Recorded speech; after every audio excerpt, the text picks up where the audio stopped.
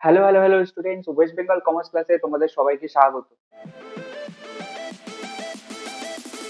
আমি মনীষ সরকার আর আমরা করছিলাম 2025-26 এর রেগুলার ক্লাস। আজকে আমরা সেমিস্টার 2 এর ট্যাক্স সাবজেক্টটি শুরু করতে চলেছি। ট্যাক্স এই সাবজেক্টের মধ্যে আমাদের দুটো চ্যাপ্টার রয়েছে সেমিস্টার 2 তে। একটা হচ্ছে এগ্রিকালচার ইনকাম, আর একটা হচ্ছে আমাদের ইনকাম ফ্রম স্যালারি। এই দুটো চ্যাপ্টার নিয়ে আমাদের সেমিস্টার 2 এর সিলেবাস।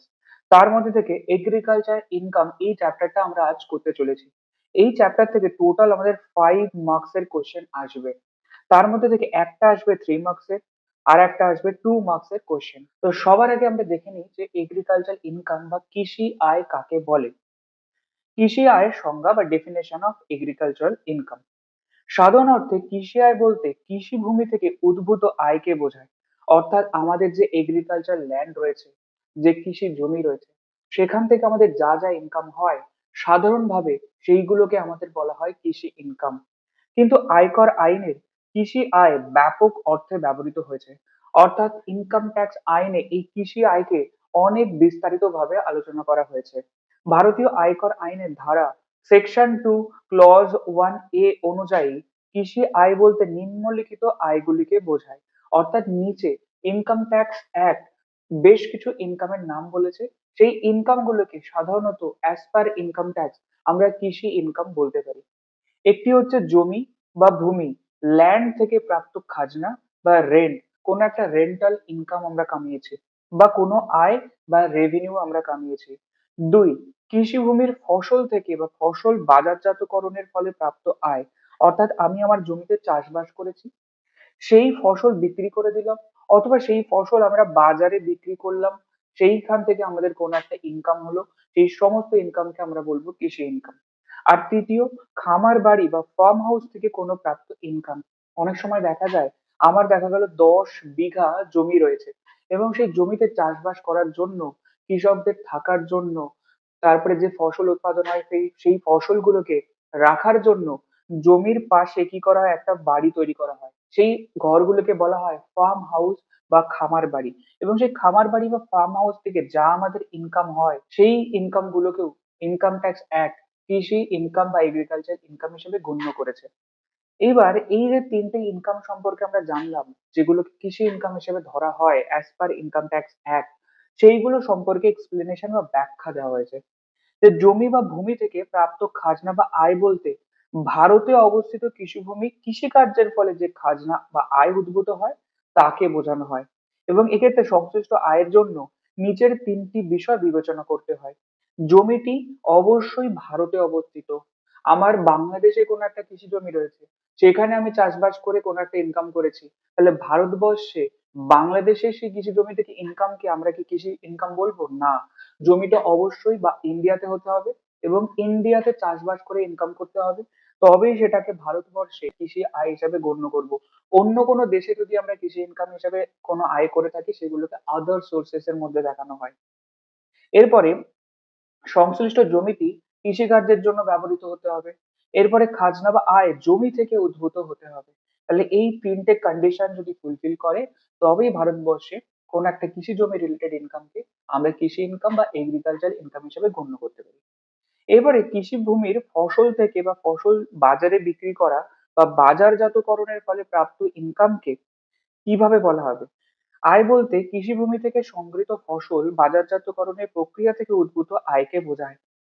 বলছে কৃষিকার্যের প্রথম পর্যায়ে কাজের মাধ্যমে অর্জিত বা প্রাপ্ত আয়, অর্থাৎ প্রকৃত কৃষিকার্য দ্বারা উদ্ভূত আয়কে, যেমন কৃষিভূমি থেকে উৎপাদিত গম সংগ্রহের আগের মুহূর্ত পর্যন্ত যাবতীয় কাজের মাধ্যমে অর্জিত আয়কে আমরা কি বলে থাকবো?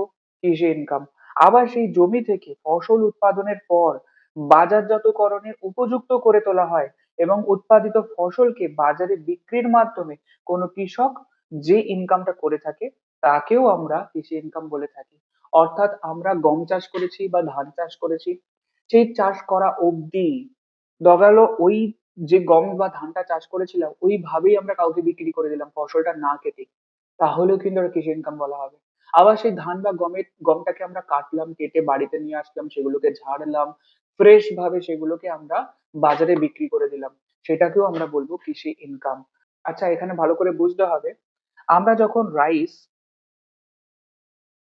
বাজারের থেকে কিনছি, যে ব্যক্তিটা রাইস বিক্রি করছে তার কি কৃষি ইনকাম? সেটা কিন্তু কৃষি ইনকাম নয়। যখন কোনো প্যাডি বা ধান কোনো কৃষক ফসল উৎপাদন করছে এবং সেই ধানটাকে বিক্রি করছে, সেই ধান অবধি হচ্ছে গিয়ে আমাদের কৃষি ইনকাম। কিন্তু সেই ধানটাকে পরবর্তীকালে প্রসেস করে যখন চাল উৎপাদন করা হয় এবং চালটাকে বিক্রি করা হচ্ছে, এই চালটা কিন্তু কোনো এগ্রিকালচারাল প্রোডাক্ট নয়। এটা কিন্তু আমাদের জন্য একটা কি হবে, ব্যবসায়িক প্রোডাক্ট, এবং সেটা কিন্তু ব্যবসা থেকে ইনকাম হবে। তাহলে মোদ্দা কথা, ফসল উৎপাদন করেছি, সেটা আমার কৃষি ইনকাম। ফসলটাকে বাজারজাতকরণ করেছি, সেই অবধি আমার কৃষি ইনকাম। কিন্তু সেই ফসলটার ক্যারেক্টার যদি চেঞ্জ হয়ে যায় এগ্রিকালচার প্রোডাক্ট থেকে, এবং সেটা আমরা বাজারে বিক্রি করছি, তখন কিন্তু সেটাকে আমরা বলবো ব্যবসায়িক ইনকাম। যেমন আলু উৎপাদন করা কিন্তু কৃষিজ ফসল, কৃষি ইনকাম। কিন্তু আলু থেকে যখন আমরা পটেটো চিপস বানাচ্ছি এবং সেটাকে যখন বিক্রি করছি, তখন সেটাকে কিন্তু আমরা বলবো ব্যবসায়িক ইনকাম। চলো, এরপরে খামার বাড়ি থেকে খামার বাড়ি থেকে প্রাপ্ত আয়কে কৃষি আয় হিসেবে বিবেচনা করতে হলে নিচের শর্তগুলি পূরণ করতে হবে। ভারতে অবস্থিত কৃষিকার্যের জন্য ব্যবহৃত জমির ওপর বা এমন কৃষিভূমির অতি সন্নিকটে অবস্থিত খামার বাড়ি, তার মানে আমার যদি কোনো একটা কৃষি জমি থেকে থাকে, সেটার ওপরে বা সেটার খুবই নিকটে কোনো যদি খামার বাড়ি করা থাকে, সেখান থেকে ইনকামকে কিন্তু আমরা বলবো কৃষি ইনকাম। দ্বিতীয়, খামার বাড়ির আয় প্রাপক, খাজনা প্রাপক বা দখলে যা রয়েছে তিনি অথবা কৃষক বসবাসের উদ্দেশ্যে ব্যবহার করে, অর্থাৎ কৃষক চাষ করছে এবং সে থাকার জন্য একটা খামার বাড়ি করে রেখেছে জমির পাশে, তাহলেও হবে। সি, খামার বাড়ির সঙ্গে যুক্ত থাকার কারণেই ওই কৃষকের বসবাসের জন্য বা গুদামঘর হিসাবে বা আউট হাউস হিসাবে খামার বাড়িটি ব্যবহৃত হচ্ছে, তাহলেও কিন্তু আমার সেটা কৃষি ইনকাম হিসাবে গণ্য করা হবে। এরপরে ওপরে যতগুলো আমরা আলোচনা করলাম, যে কাকে আমরা কৃষি ইনকাম বলবো, কখন আমরা কৃষি ইনকাম বলবো, এইগুলো বিশ্লেষণ করলে তিনটে পয়েন্ট আমরা বুঝতে পারছি। আয়টি অতি অবশ্যই জমি থেকে উদ্ভূত হতে হবে। দুই, জমিটি কৃষিকার্যের উদ্দেশ্যে ব্যবহৃত হতে হবে। তৃতীয়, কৃষিভূমিটি ভারতে অবস্থিত হতে হবে, এবং সেই ইনকামটাকে আমরা বলবো কৃষি ইনকাম বা এগ্রিকালচার ইনকাম। এইবার আমাদের চ্যাপ্টারে যে মেন ইম্পর্টেন্ট জিনিসটা ছিল, যে বিভিন্ন ফসলের কতটুকু অংশ আমরা কৃষি ইনকাম বলবো এবং কিভাবে কোনটাকে আমরা কৃষি ইনকাম ক্যালকুলেট করব, সেই বিষয়টা। তো সবার আগে, আয়কর বিধি সেকশন 7 অনুযায়ী আদার্স যত গুডস রয়েছে, যত পণ্য বা যত ফসল আমরা উৎপাদন করি, তারপর ইনকাম ট্যাক্সে সরকার বেশ কিছু পণ্যকে স্পেসিফিক্যালি বলে দিয়েছে, যেমন রবার, চা, কফি ইত্যাদি ইত্যাদি। এছাড়া যেগুলোকে স্পেসিফিক্যালি সরকার বলেনি, তাদের সবার জন্য যে রুলটা, সেটা হচ্ছে সেকশন 7 বা বিধি 7। এবং সেই সেকশন 7 অনুযায়ী পণ্য উৎপাদন থেকে আয় কৃষি ইনকাম হবে নাকি ব্যবসায়িক ইনকাম হবে, কতটুকু কৃষি ইনকাম কতটুকু ব্যবসায়িক ইনকাম, কিভাবে আলোচনা করব বা কিভাবে আমরা ক্যালকুলেট করব। দেখো, যে সমস্ত আয়ের কিছুটা অংশ কৃষি আয়, এবং কৃষি আয় হলে সেটা করমুক্ত হয়, কারণ আমরা জানি ইন্ডিয়াতে যদি আমরা চাষবাস করে কোনো ইনকাম করি, তার উপরে কোনো ট্যাক্স দিতে হয় না, পুরোটাই করমুক্ত বা ট্যাক্স ফ্রি। এরপরে বাকি অংশটুকু অকৃষি আয় বা কারবারি ইনকাম হিসেবে ধরা হবে, এবং যদি সেটা কারবারি ইনকাম হয়ে থাকে, তার উপরে কিন্তু সরকার ট্যাক্স নেবে। এবার প্রশ্ন হচ্ছে, আমি একটা চাষবাস করেছি, এই চাষবাস থেকে কতটুকু অংশ কৃষি ইনকাম হিসাবে ধরা হবে এবং কতটুকু অংশ অকৃষি ইনকাম বা কারবারি ইনকাম হিসাবে ধরা হবে। দেখো, এটা বুঝতে গেলে আমাদের একটা ভালো করে উদাহরণ বুঝতে হবে। আমি ধরে নাও 100 কেজি কি করেছি, প্যাডি উৎপাদন করেছি, রাইট? প্যাডি মানে কি, ধান। তাহলে আমরা কি করেছি, 100 কেজি ধান উৎপাদন করলাম, আমি একজন কৃষক। এইবার বলছে, এই ধান উৎপাদনের কিছুটা অংশ আমি আমার ব্যবসার কাজেও ইউজ করতে পারি, আবার এই ধানটা ডাইরেক্টলি আমরা মার্কেটে বিক্রিও করে দিতে পারি।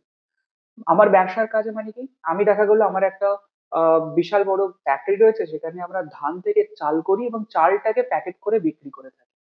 তাহলে প্রশ্ন হচ্ছে, আমার ব্যবসায়িক ইনকাম কতটা হবে আর কৃষিজ ইনকাম কতটা হবে। সবার আগে আমরা কৃষি ইনকামটাকে দেখে নিই, কৃষি ইনকাম কাকে বলবে এবং কৃষি ইনকামটাকে কিভাবে ক্যালকুলেট করব।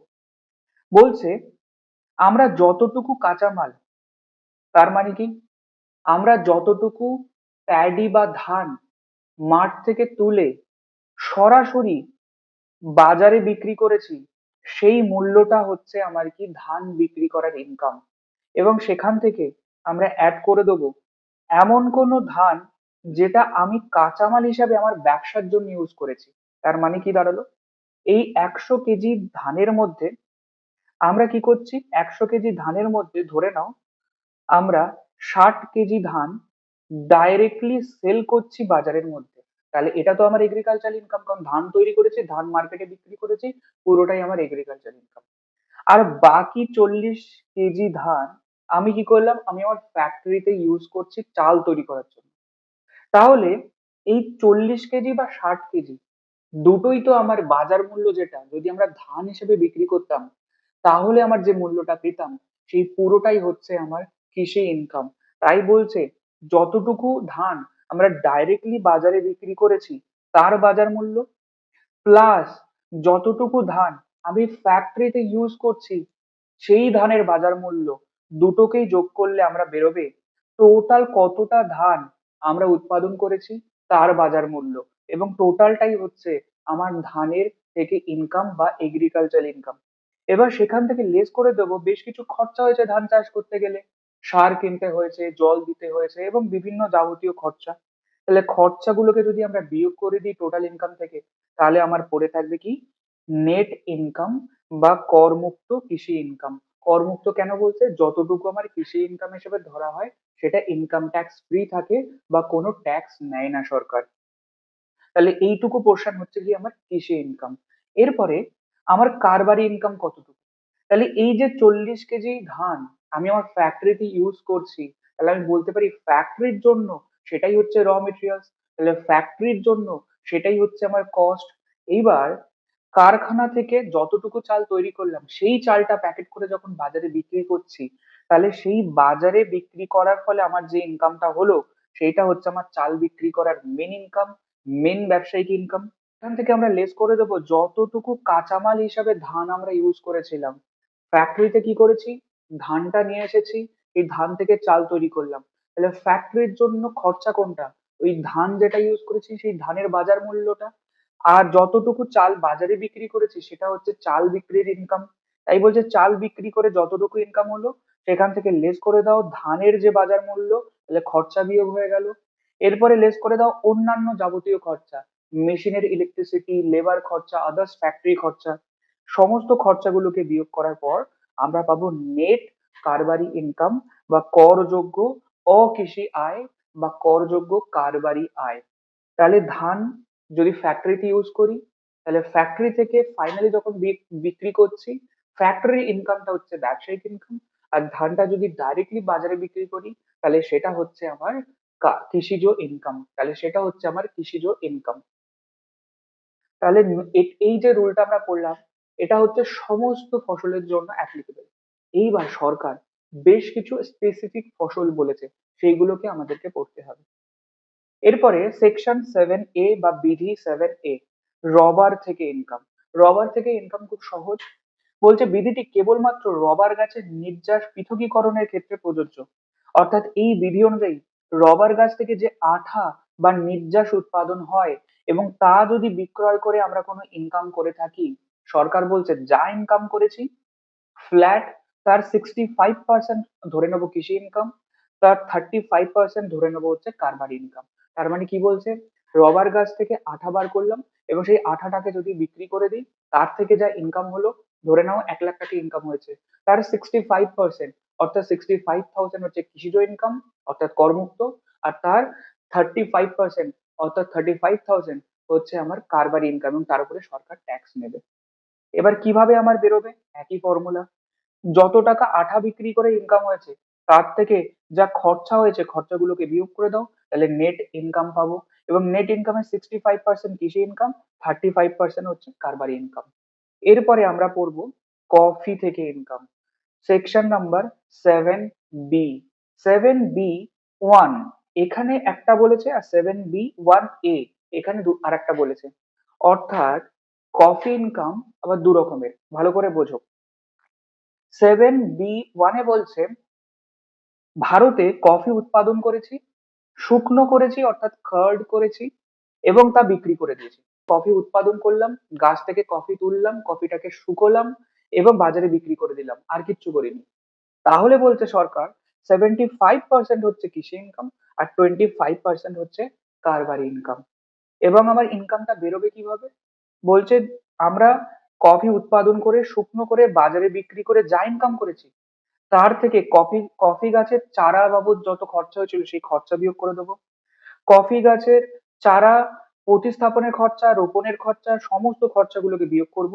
অন্যান্য রক্ষণাবেক্ষণ, আনুষঙ্গিক যত খরচা হয়েছে সমস্ত খরচাগুলোকে লেস করে দেবো। আমরা পাবো হচ্ছে নেট ইনকাম। এবং নেট ইনকামের কি বললাম, 75% হচ্ছে কৃষি ইনকাম, 25% হচ্ছে কারবারি ইনকাম। ব্যাস।